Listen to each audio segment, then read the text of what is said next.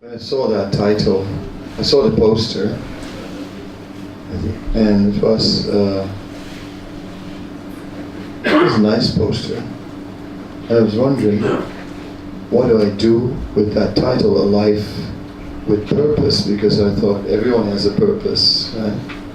So I thought, like, what am I supposed to do? Am I supposed to say, what is the purpose? Or like, I think, and then I climb on my high horse and write in and here, like, to tell everyone, and this is the real purpose of life. I thought, I can't do that. Then I thought again, okay, then what do I do with it? Then I thought, maybe I could go a psychological route and say, like, not the way of trying to say what is the purpose, but rather go for looking for purpose. Everyone is looking for purpose, everyone is looking for meaning. Everyone is trying to make their life meaningful somehow or other. And I thought, you take birth in a situation that's already there. It's not that we make our life, you're born into a situation, and there things there's a particular routine, there's a particular shape and a flow, and you are part of it, whether you want to or not. And then, then gradually some choices are there. And it's in these choices that we can make a difference. Otherwise, life is what it is, right? You're at a certain age and you have to go to school, you're at a certain age, and you just go through the motions. But it's choices that we have where we have an impact on our life. So I was thinking it's in the choices that we are fulfilling our purpose or find purpose in life.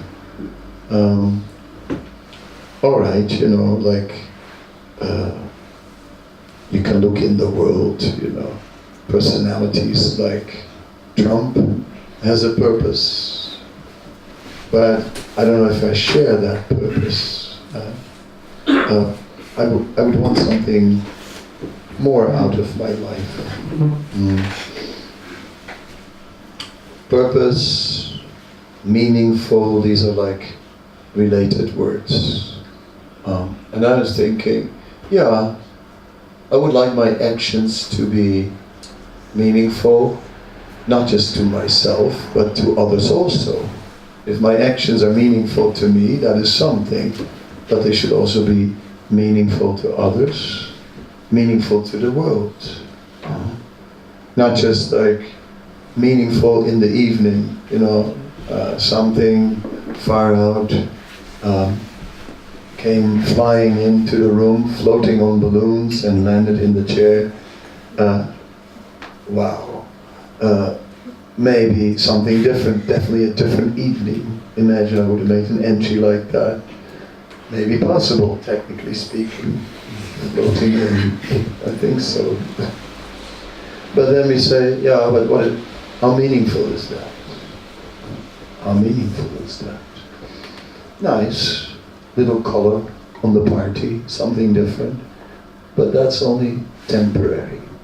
So I would think, I'd like my presence to be more meaningful than that, something more lasting, something. So when I speak about meaning, something that lasts is definitely more valuable to me. So those are some thoughts I'd have about purpose and meaning. I spent my life looking for meaning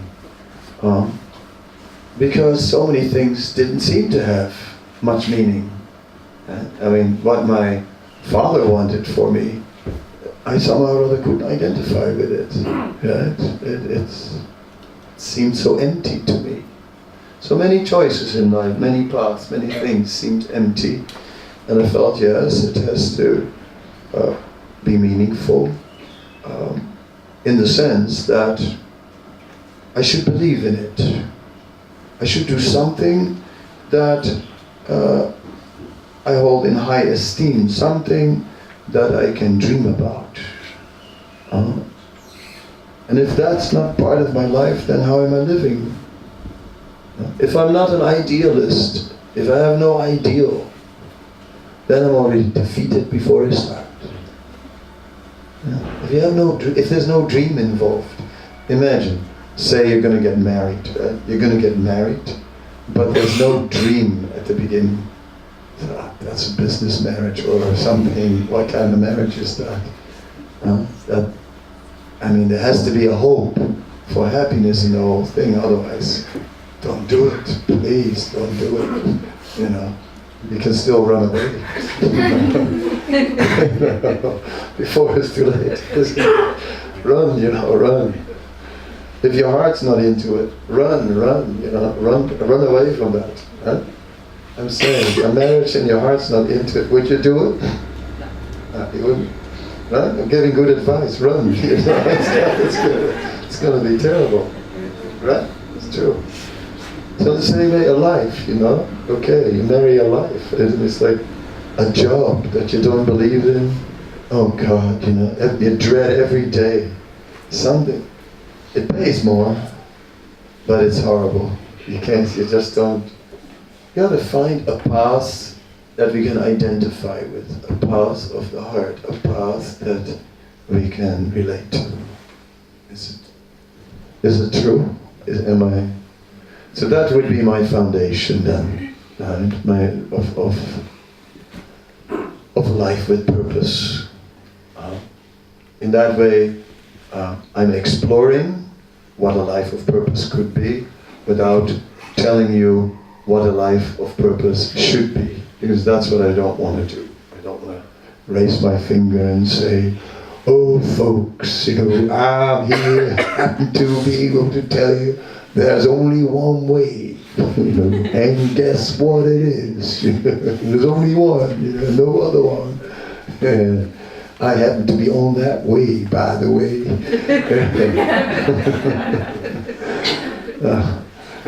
Gosh, that's also a little difficult. Anyway, so I thought, no, we should all discover our own purpose. Everyone has that freedom to find their own purpose in life. Now, on the other hand, talking about freedom, yes, we do have freedom, but we also don't have unlimited freedom. For example, this room where we live is also used as a restaurant, right? And restaurants are good places because there you can eat. Mm-hmm. Now, eating is something, personally, I like it. I think that eating, should be part of my daily activities, preferably a couple of times. And if not, then if there's no eating part of the day, then I think it's a pretty miserable day. And if it goes on for the longest I've ever fasted was 17 days. Some health thing, but after 17 days I had to stop. I'm not like your super fasters. Some can do it for a month, some can do it for longer.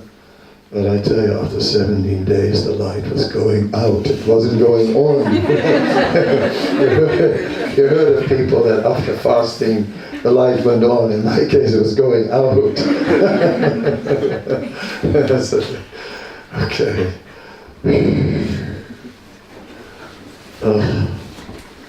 So it was better to start and eat slowly. So now with this eating example, I am trying to point out that we are not completely free, that we are basically, as human beings, we have many, many needs.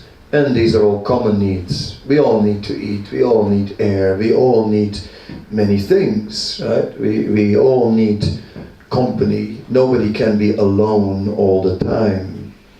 We all need some friends, we all need a social life. So if you add it all up, then actually there is a script. Yeah? So now we're coming to a life of purpose, we're coming to a script. So we're not so free after all. I want to be free. That was me when I was a teenager, because I'm from that age. So when I was about 11, I got my first guitar, and there I was, ta-dum, ta-dum, just on the open strings, and just calling out freedom as loud as I could, again and again. Freedom. Freedom. Was my first song. And yeah, I put my heart into it also, and it's what to say.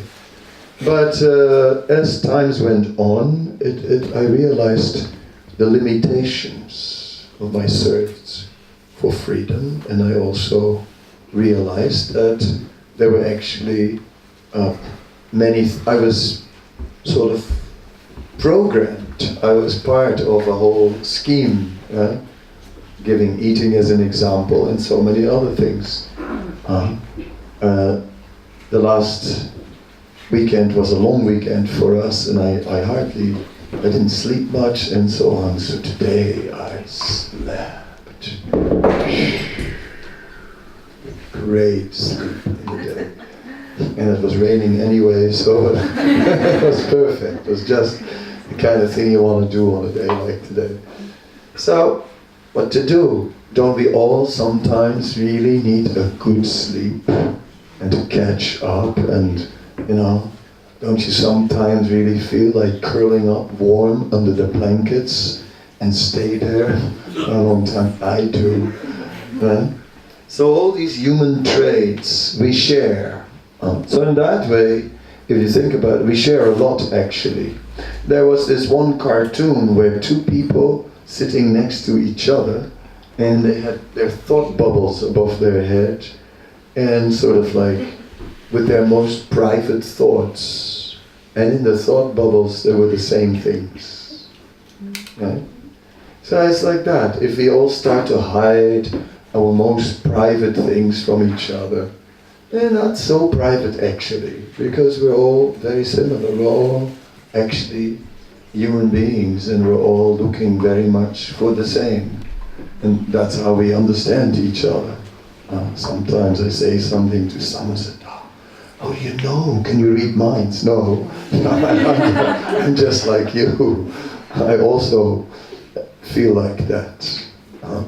So my examples have now been on the physical platform, but also on the emotional platform. Are we having similar needs? Even on the intellectual platform, if we think that we've come up with an original thought, then some scholarly person will come and say, "Oh no, that has been thought many times before," and he quotes, "And this one and that one came up with it,"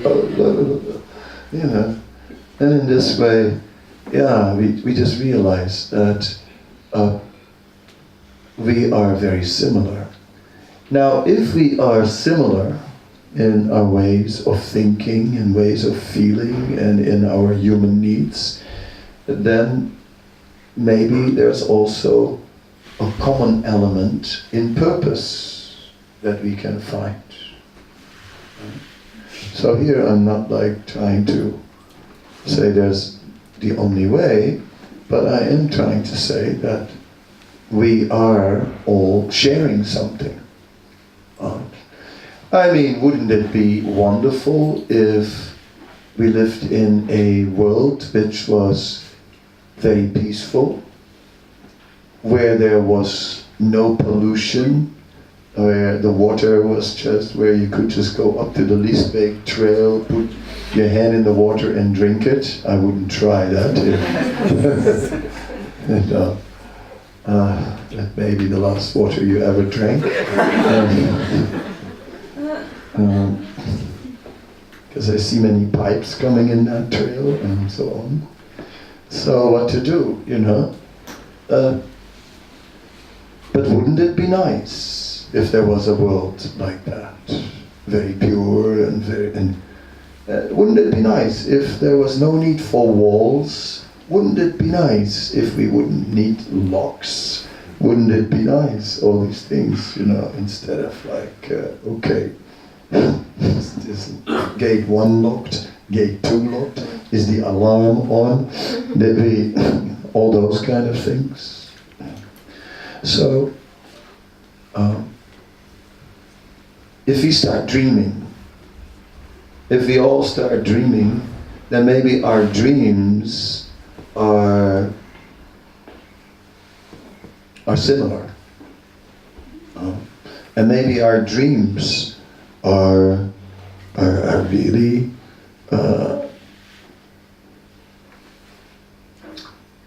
really looking towards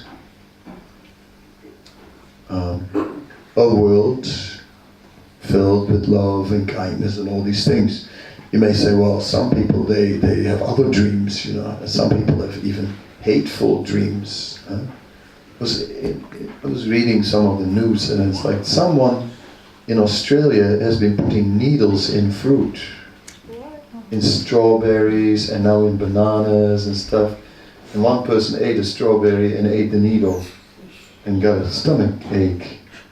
So I mean, like, what's going on in the mind of someone that does that? Imagine this person, because as an actor, I kind of like...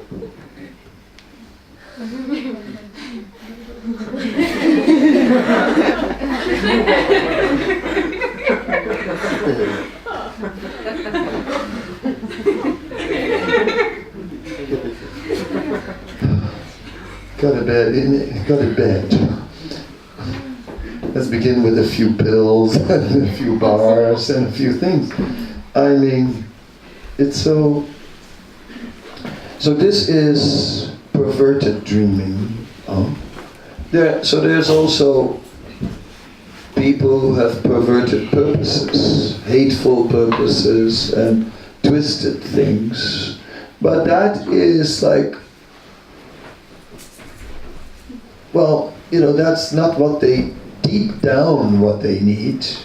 These are just people who are deeply unhappy and deeply damaged and so on, therefore have become hateful.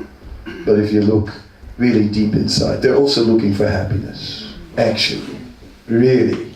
I mean, now they're just so full of hate and frustration that they have to do these horrible things. Yeah. So yeah, we can say that by nature, everyone is looking for happiness. That we can agree about. And then, so if I may establish that as a purpose, then I think I'm not imposing anything on anyone. Yeah. So that is interesting. So then we come. So I'm sitting here, of course, in my robes, and so and that indicates something. So now I'll talk about my choices and why my choices. I tried for happiness in various ways. Right? I said freedom was one thing I sang about, and then I tried to pursue it. I went on a journey to India overland in the 70s. But the first thing that happened is they put me in jail in a communist country. So, because someone had invited me to stay the night in their house. So I was very happy, like I met someone says, come and stay with me. I said, wonderful. See, you meet friends everywhere in the world. But the government didn't agree, that wasn't allowed. So they put me in jail for that. For 3 weeks. 3 weeks sentence I got. But the sentence I only got when I got out of the jail. So you didn't know how many you're going to stay? No. One day they just kicked me out. And they'd taken away my passport and left it in the city, and they kicked me out of the jail outside of the city. And I said, you're kicking me out without a passport. If they stop me, which is a good chance, then they'll put me in jail for not having a passport. So, that's like... So anyway. So they had to give me some letter that my passport... I told them, you have to give me a letter that my passport's in the city, otherwise I'm not going. Anyway. So my first attempt for happiness wasn't so easy. And many other attempts for happiness were also not easy, but I did have my moments. Many very inspiring moments in life, and those were beautiful moments and so on. But still, I kind of could see that there was a duality in that. That made me reflective, made me more philosophical, and made me question these things. Sometimes we love each other and sometimes the furniture is flying. Why is that? Yeah, I was wondering, I started to think about these things. Especially after one relationship where a lot of the furniture was flying. Then I came to a point where I said, what am I doing with my life? I went into the Himalayas and I sat down and thought about what do I want out of life? So yes, okay. I didn't, unlike a lot of people in South Africa, I'm from Holland and from a Dutch business family, and already for many generations religion had gone into the fridge and it was all about making money. Yeah, that's really that was the purpose in my family. And partially, I must grant in that, the Second World War had contributed to that.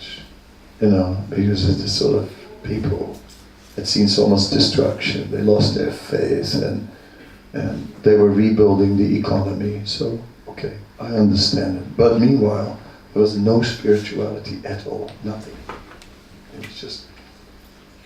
So that obviously created like a strong reaction in me and many others in looking for a spiritual life. Because, yeah, for me, I've always had questions like why, right? So in my purpose, that also had to be there. Why is it the way it is? What am I supposed to do here? What is the meaning of life? These kind of questions. Is there a meaning? These kind of questions were there. Is there a plan behind it all? Is it just all by chance? But then, everything, then you get existentialism. Then you come to, there is no meaning, there's no purpose, and it's just coincidence that we are here, and so then why even look someone in the eyes and say, I love you? Then why even love? Did you ever read Darwin's biography? No? Today I was walking at Sea Point, and there's at the end a place where Darwin stood, and we stood there, and so that's why I'm remembering Darwin today. Anyway, so Darwin, in his biography, writes an interesting thing, because he had developed this whole evolution theory, and then he's writing, he said, these days I can no longer tolerate art or poetry or all such things, he says, because it's all false.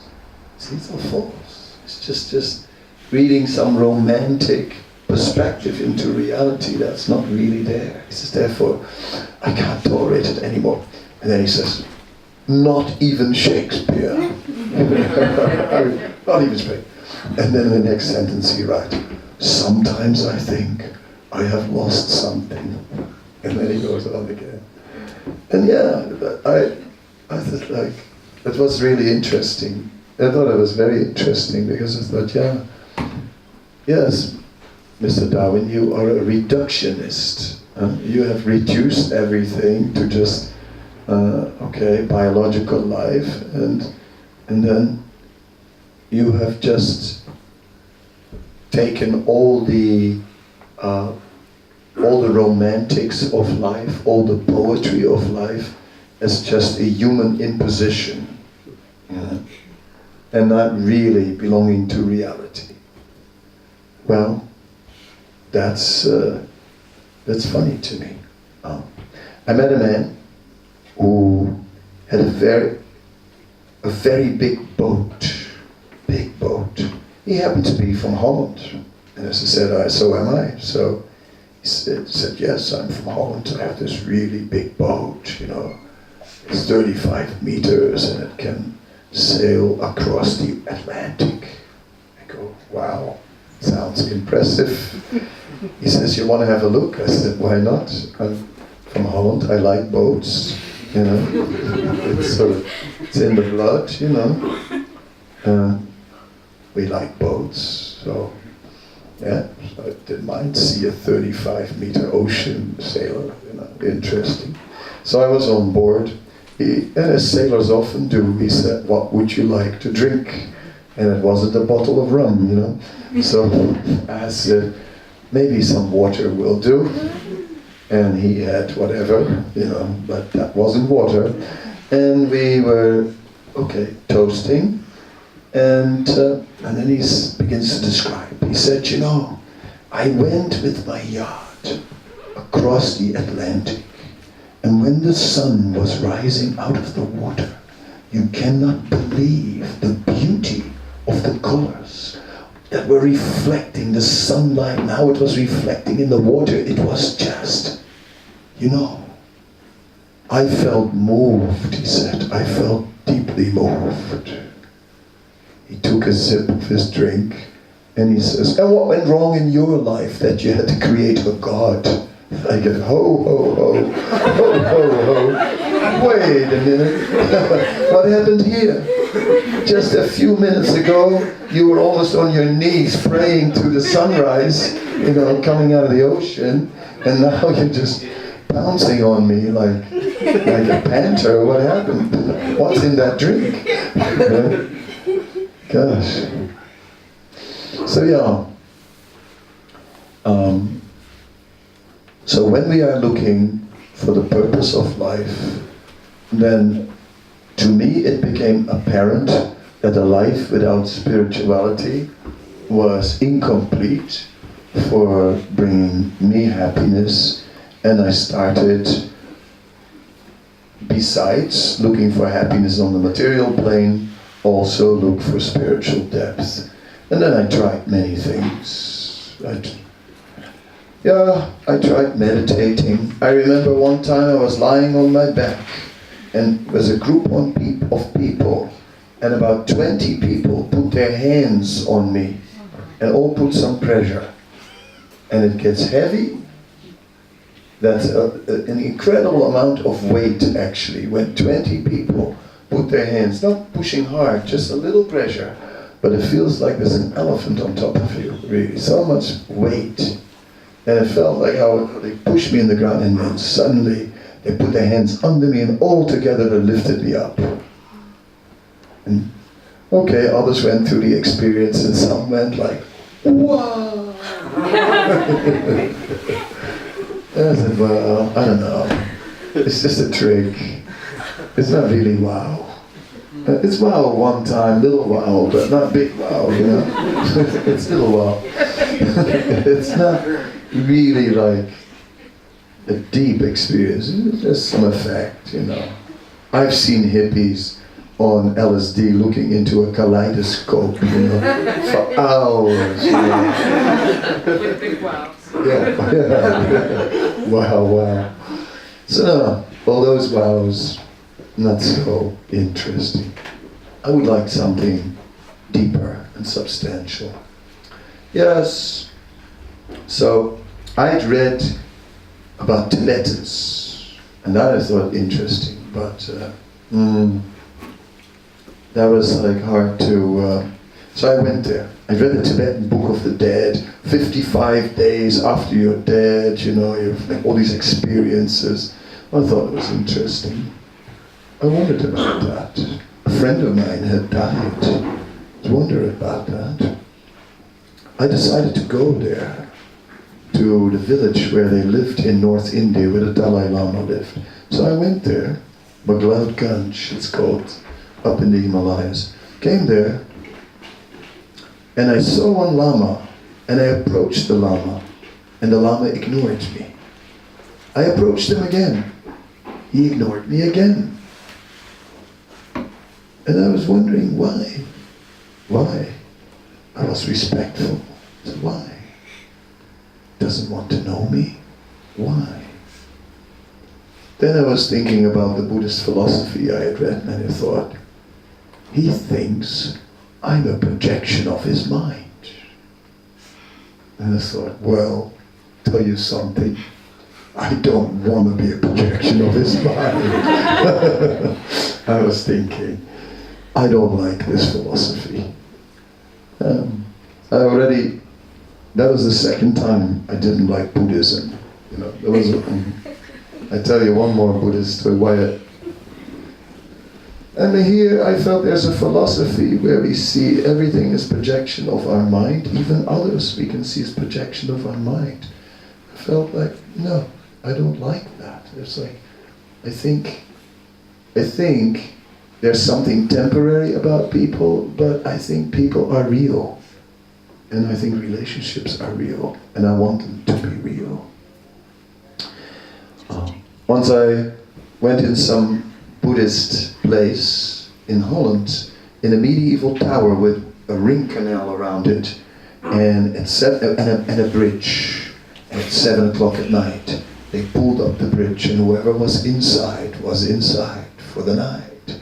I'd gone inside, and I thought, it's okay, I can swim. So, I thought, if need be, I'll get out, you know. So I was ready. Anyway, 4 o'clock you had to rise. Okay, I could do. Then there was some meditation. Breathe in one nostril, out in the other, finger here, finger there. I could do, no problem with it. Then we had some Tibetan mantras. I could respectfully listen to it. Everything was fine, you know, until it was time for breakfast. They gave a piece of bread this big, this big, for real, you know, I'm not exaggerating. This big, with miso, you know. You know what miso is? Short for miserable, right? And sort of, you know, I was looking at his breakfast, you know, the girl like, is this it? Is this it? And, you know, I didn't even try, you know. I said, forget it, you know, it's better I just forget about this and have breakfast when I get out of this place, you know, because this is not going to do it, that was for sure. And I started to think about it, you know. I thought, like, why, because I'd read something, why a process of negation? Why a process of denial? Is that spiritual? Does spirituality mean we have to deny ourselves so many things? I thought, I don't believe in that. I don't think that spirituality has to be a life of denial. So, I was the first one waiting in front of the bridge. So on my journey, I wandered on. And I came to Hare Krishna and said, well, no wonder, because they have nice breakfast. Well, that's true. It did attract me. But that wasn't all. There also was an idea that you can take anything from this world and just connect it. Connect it to whatever you want. I take money. If I can connect it to destruction, I can connect it to heal the world. I take anything, I can use it for any purpose, really. And that made a lot of sense to me. That meant I didn't have to turn away from the world. I didn't have to say no. It meant it was a philosophy where spirituality didn't mean no, but where spirituality actually meant simply take the things and connect them for a higher purpose. Listen, this sounds like profound. This sounds like a secret of life. No need to turn away from the world, take things from the world, connect them to a higher purpose. So with that, I found a path in this bhakti. I found something that made a lot of sense. And it was the first time, after all my search, from this monastery to that monastery to so many ashrams and so many places, and east, west, and wherever, and in between, where you didn't have to turn away from the world, you could be in the world. And that I felt, yes, there must be a natural path. And this path must lead to love. And that is what I found on the path of bhakti. A natural path in the world that leads to love. And of course, okay, still, you have to put yourself somewhere, right? I could have chosen. I could have been a doctor. I could have been a piano player. I could have been a singer. I guess I am a bit of a singer. I could have been many things. But by choosing one thing, you cannot be the other. Every time you choose to be something, it means you choose not to be many other things. So in the end, I thought, well, after I've done many things over the years, I've come to a point where now I say, now I would just like to stay a little bit aloof, not get so entangled. So in this way, I found my path in this bhakti, and that's why now, because now I'm, I am from the Beatle generation, and they think, well, I'm 64, well, I'm past 64. So these days, I like to stay out of trouble, if I can, and just a little flower power, have a good time. But on this path of bhakti, and yes, happiness is my purpose, but not just my happiness, the happiness of everyone. That is my purpose. Because how could I be happy if it's not all-inclusive? Then my happiness. I can be so happy and everyone else can suffer and drop dead. Well, I'm so happy. That's not very nice happiness. No. Must be all-including. So that is why I like the path of bhakti.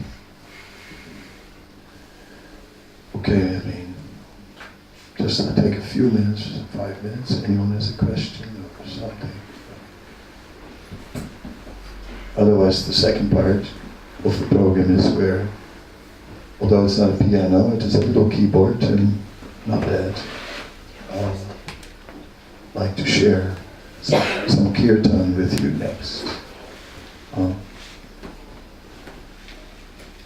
Yeah. Thank you very much.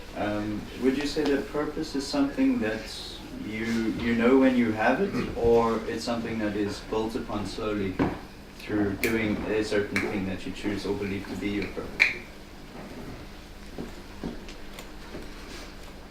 I think both. You know when you have it, but you have to build on it. And as you're building on it, you'll start to know more and more that you're having it, and you keep on building. Sometimes you may take a wrong turn also. Sometimes I thought I had it, and then I didn't, in hindsight. That also happens. But I think this time, by now, I think purpose should be deep, purpose should not be temporary pleasure. Happiness is not about, if we agree that happiness is our real purpose, then say happiness is not a temporary thing. It should be something that stays. What's the good if you're happy today? You know, it's a party. It's a great party. It's a fantastic party, incredible party. And the next day, oh, don't talk to me, go away. I mean, is that happiness or what? I don't know. That burn.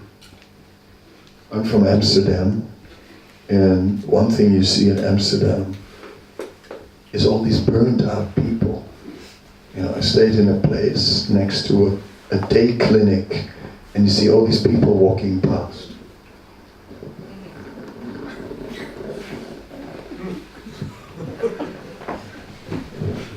They've just collected their bills. And I'm not down on them, I feel sorry, but it's like, there's so many, you know. They go like, oh, maybe too many parties.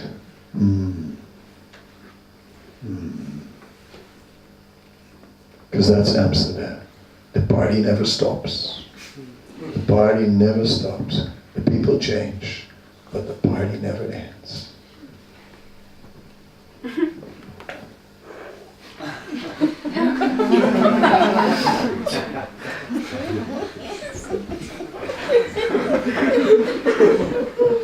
Anyway, you know what I'm talking about. So, we'll sing a little. And kirtan is not a concert. Kirtan is a simple way of exchanging mantra. Mantra is spiritual sound. The Vedic literature is full of many mantras, and these mantras, they liberate the mind. And the melody adds a particular flavor.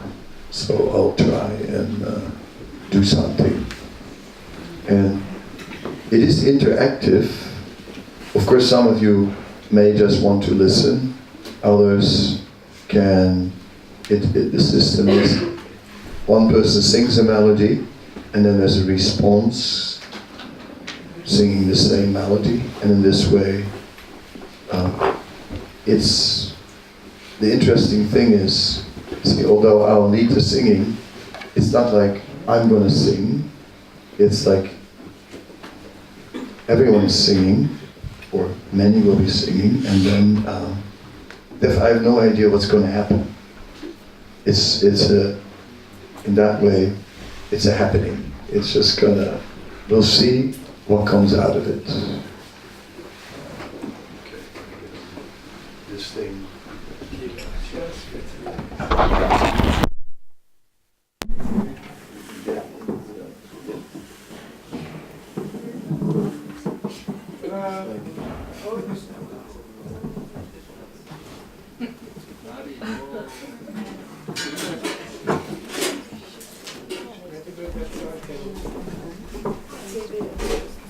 Yeah, it's maybe too long. It starts to slowly go down.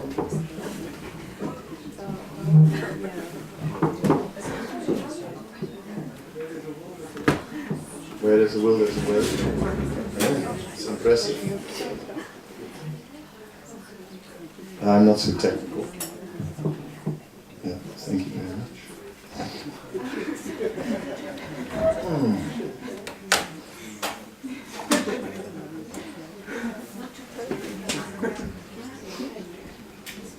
She has intense lights. I'm on TV, yeah?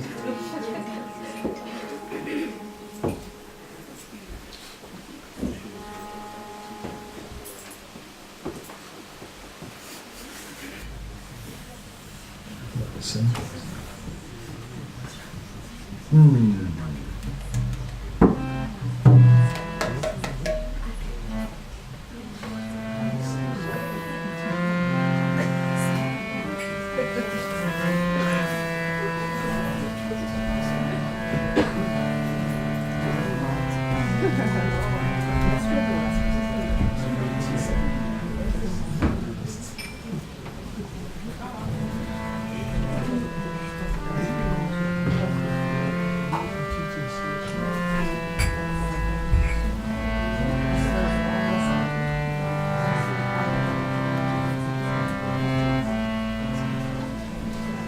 Hare Krishna, Hare Krishna,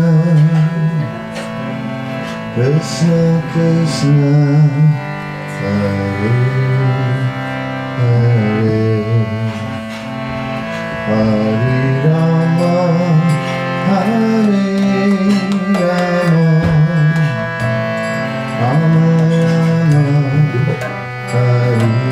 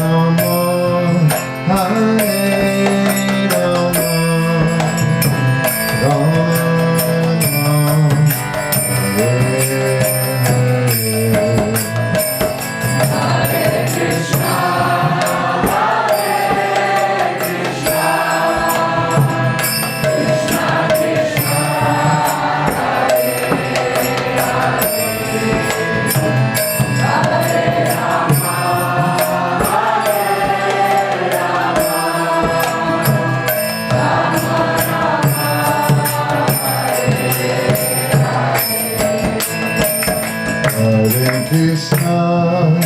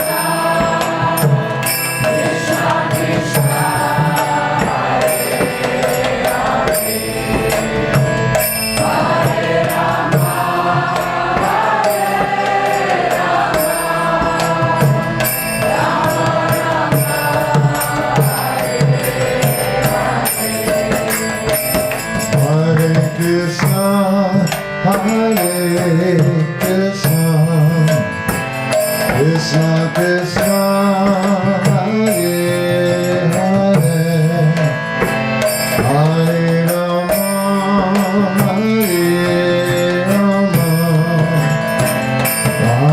Rama,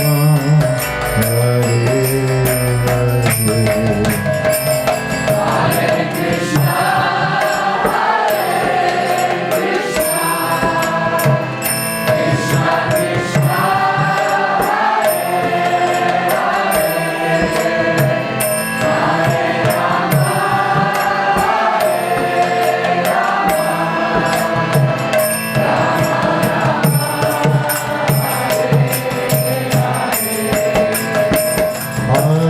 Krishna, Hare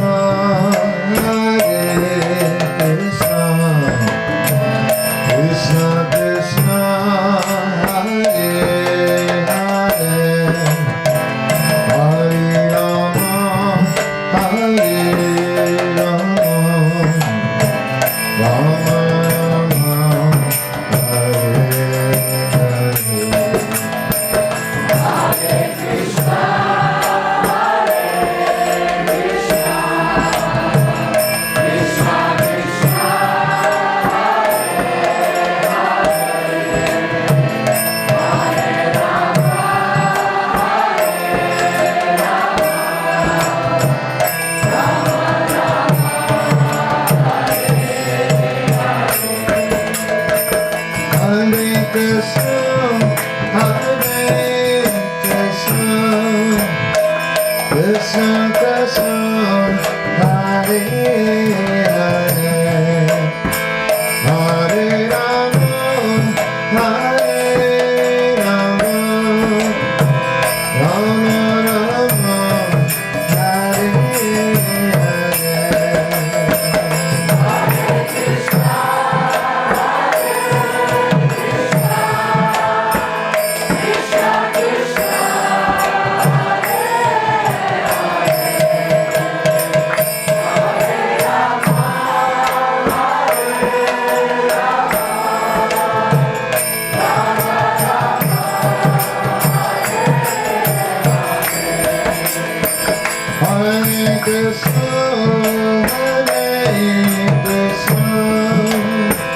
Krishna Krishna, Hare Hare, Hare Rama, Hare Rama, Rama Rama, Hare Hare.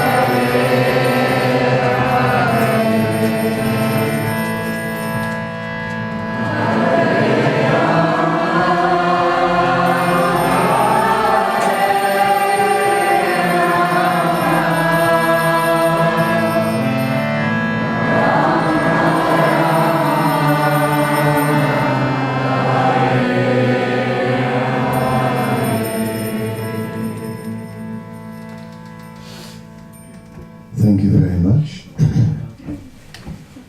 As we can see, sound can have a very powerful healing effect on our consciousness, rejuvenate us, lift us up, and sound combined with mantra is nice. It clears the mind from all the burdens that we carry with us. We carry so many things in the mind, actually. If you look, mind is just the mind goes into the things go into the mind, and then we carry them with us. This mantra, it all goes away. And again, we reconnect to the deeper meaning of life, our actual, deeper spiritual roots. So we hope you enjoyed the evening. Now it will continue. As you can see, the restaurant part is coming into action. And after all, starvation, I think I made that clear, is not our program. Thank you so much.